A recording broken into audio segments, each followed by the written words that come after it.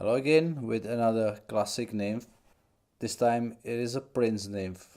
I know there's a lot of dying and step-by-step videos about this fly, but it's a really classic fly, very popular fly here in Europe as well as in US. So I decided to shoot this video. There are many stories about the name and origins of this fly. What we know almost for sure is that the fly was developed in 1930s and that it was called brown fork-tail nymph. Some say it was first tied by Don and Dick Olson, brothers from Bemidji, Minnesota, and that the fly was made popular by Duck Prince of Monterey, California. The Duck Prince was fly fisher from Kings River, born in 1902 in Oakland, in California, and he suffered a stroke late in 1975. Unfortunately, it limited his activities before his death. The others say that this fly is coming directly from Duck Prince, and this was the fly called brown fork-tail nymph. That the original prince nymph of Duck Prince had a black body from ostrich Herl, black soft hackle and black tail from Biots, probably, and fine gold over tinsel rib. Also, these wings were turned upwards, not downwards like here. And this pattern accidentally mixed with the brown fork tail, and the story goes with a Duck Prince buddy Bas Bashek, who also sold flies via his mail catalog. And in 1940, Bas was preparing another catalog and wanted a Peacock Herl nymph fly. So, and he had some Duck Prince brown fork-tail nymph. However, Bas did not know the name or forgot the name, so he simply called it the Prince nymph, or he switched the names. We don't know, of course, but Duck Prince himself once said, I tied what worked for me, and that's all I ever really worried about. So we should do the same, just use this fly. Even we don't know who first tied it, it really doesn't matter. What matters is it is a great fly. Yeah, the Duck Prince actually wrote a book, which was called Flight Patterns. And in 1966, I never found this book, but I found a text about the prince nymph from it, and I can read it. Prince nymph, originally called the brown fork-tail nymph, hook size 6 to 12, standard length and weight, and 2x and 3x long for larger sizes. Black thread tail dyed with cocoa brown biots, one to either side of the hook shank, tied not over ½ inch long from where tied in, where the bend of hook starts. Body 2 to 6 long peacock hair, depending on hook size, tied closely and tightly. Ribbing medium to fine flat gold tinsel, 4 or 5 turns. Hackle 2 to 4 turns dark brown.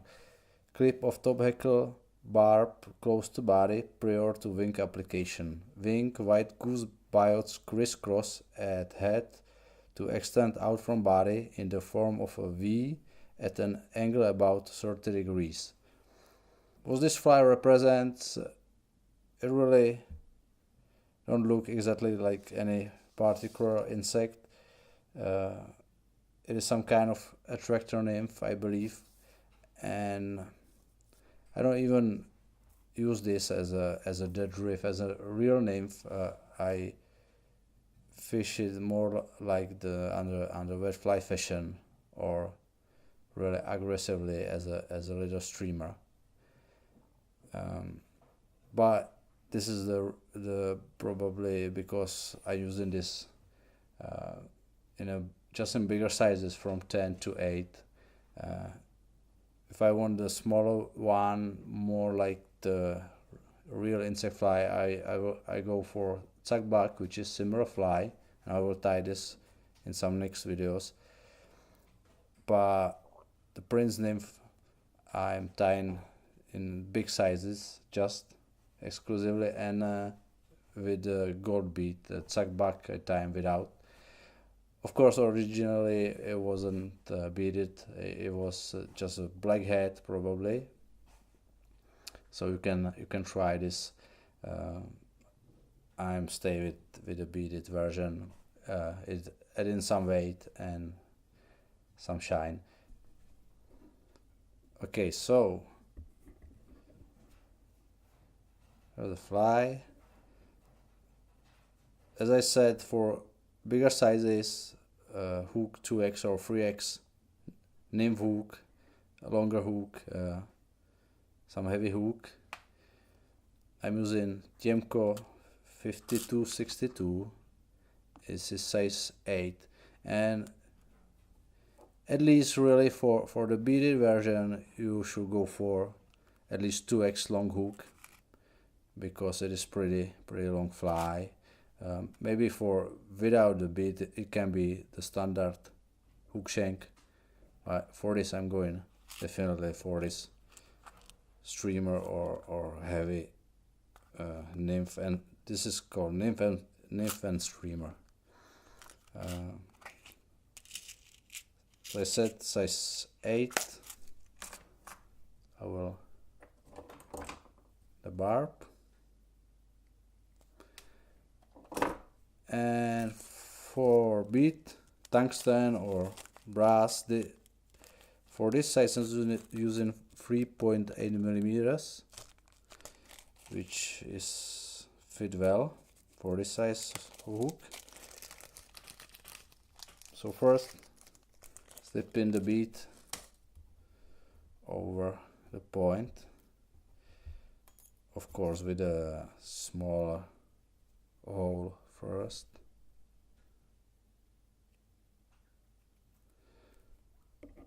Pointwise,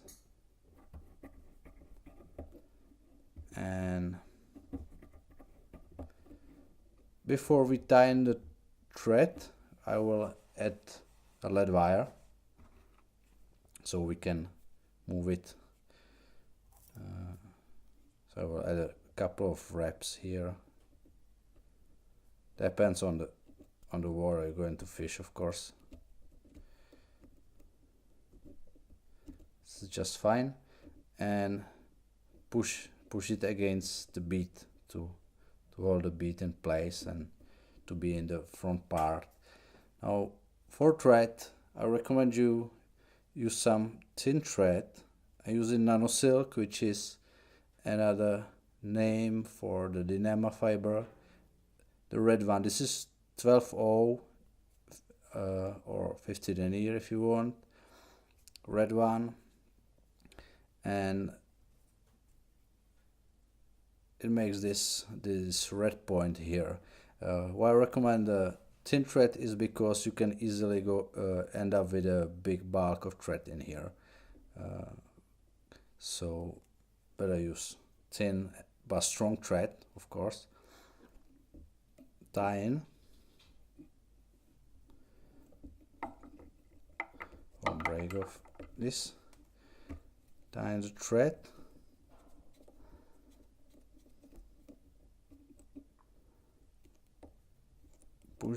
Push it and secure. Secure well.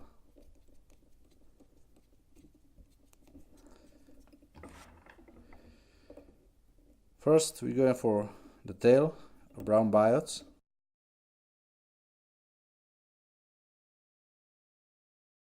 They should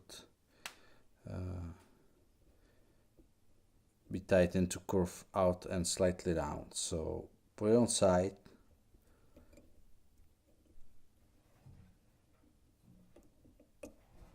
And secure something like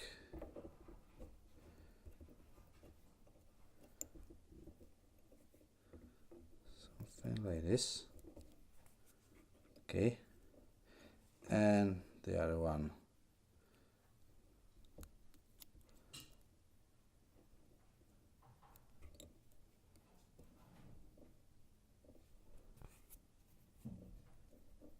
Okay, you can keep this rest to make a more smooth body on the body here. Now I'm using a wool tinsel, gold one. This is a Uni-French gold medium. You can use flat, or you can even use a golden wire. So I tie in a piece of this somewhere on top. And for this size, the Peacock Herl, I will use 6. And I will trim these white butts and just tie it in on top as well.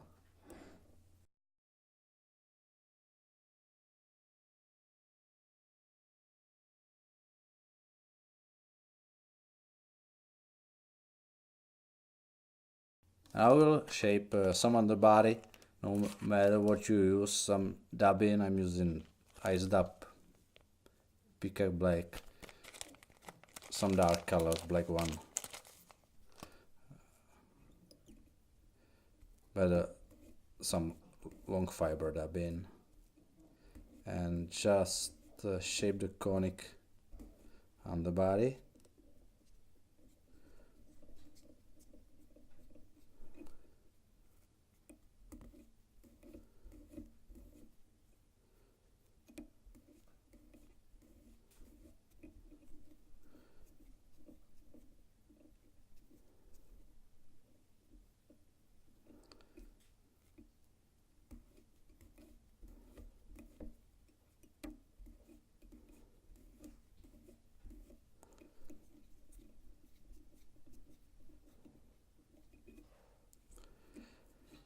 Okay, I need a bit more.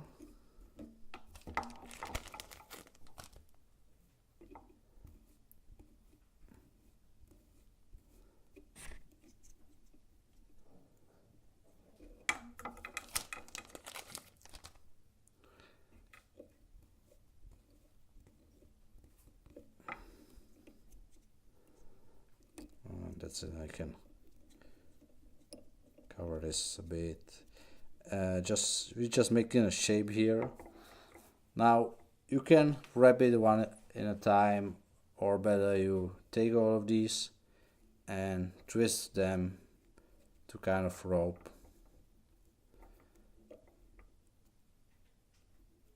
Not too much, don't break it, and just start and keep twisting it while you wrap the rope.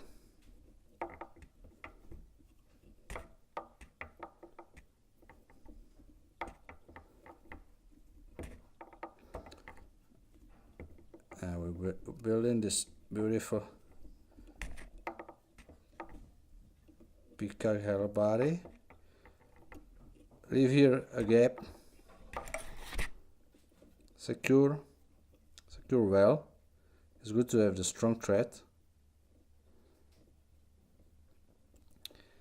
Keep there some gap space for the hackle.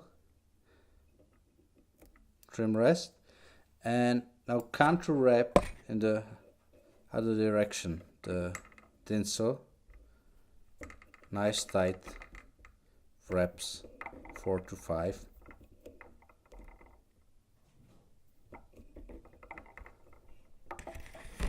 Secure well.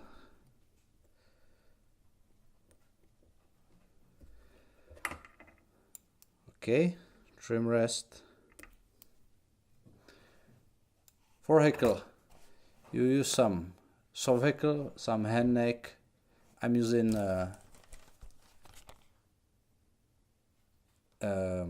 handbag. This is called a Prince Nymph Brown India handbag, but you can use some dark rooster, some.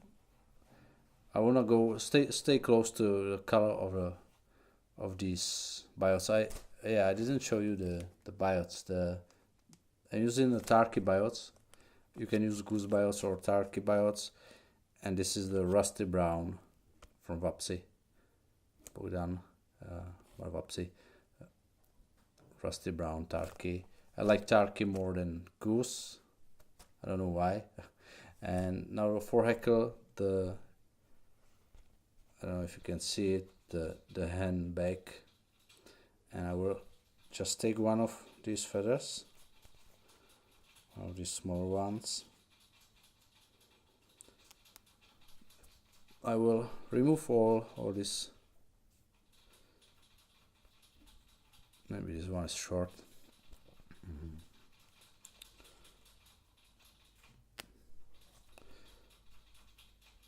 Remove all this fuss, and I will also remove one side for this.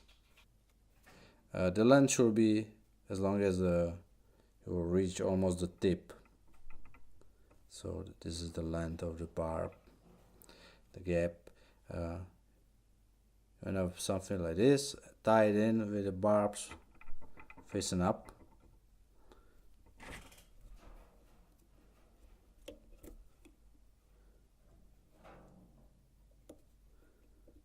Tie in, secure well. I'll trim this already. Take a hackle plier and make these 2 to 3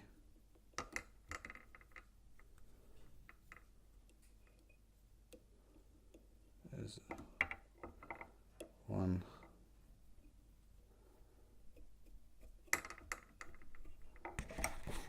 to will end up here. Secure.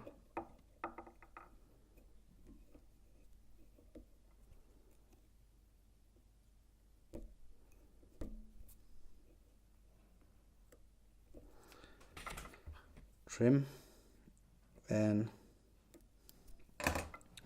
or secure already. Start to build the red spot, and we also don't want to have it lower, otherwise the wings will rise up and we will on the low profile here. So start to build this, and this will be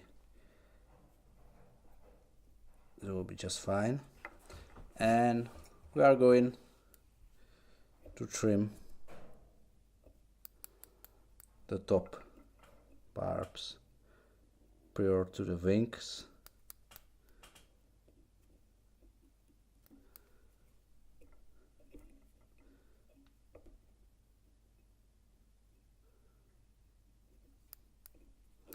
We don't need a lot of hackles here, just some. And as I said, for the white biot, again the turkey biot, and I will try to choose the widest one I have.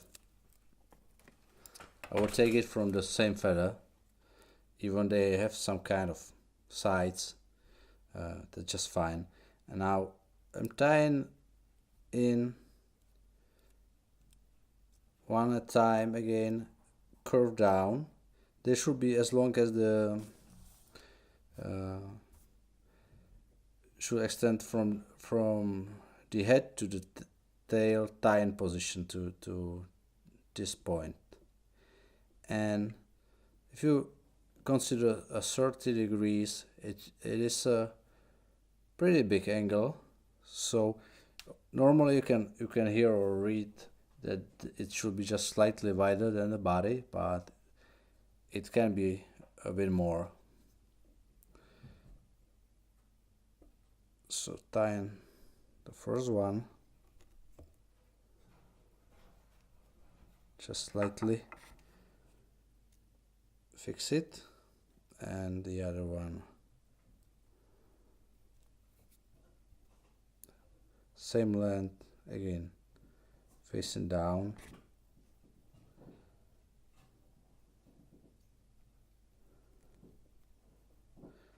Now I saw a guy who, okay, there was a bit gap, so it's not so low, but still fine, who will trim it before tying, so he don't have this rest here. But if you use some nice graphic knife, you can do it right now, and it's perfectly cut it in here. Now I will just secure it more, and I really cut off maybe too much of Hackles, but it's fine. That's fine. Just you can add a bit more, a few more, and we finish now the fly.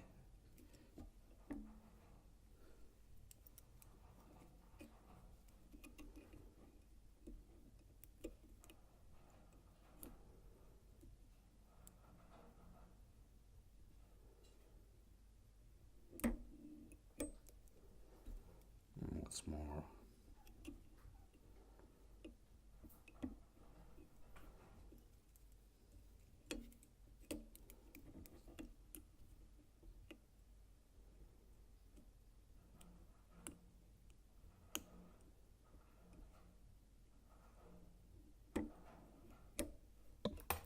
We'll add the varnish here.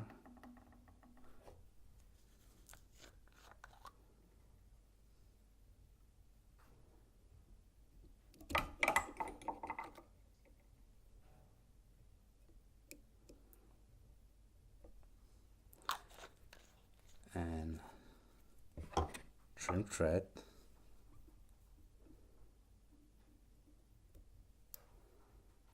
And that's a Prince Nymph, Don and Dickerson or Duck Prince fly, or maybe someone totally different. And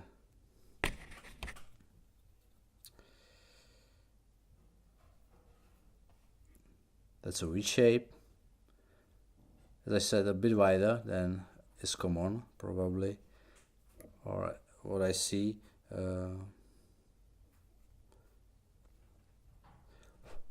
Normally, but great fly. Somewhere read that this is reminds some Jackson Pollock painting. I can agree with this. This is really great looking fly, even if it's not looking like any real insect. Great fly. If you never tried this fly, you definitely should try it. Even if it's not really easy to tie, but it's not a rocket science. You can do it. So next time probably will be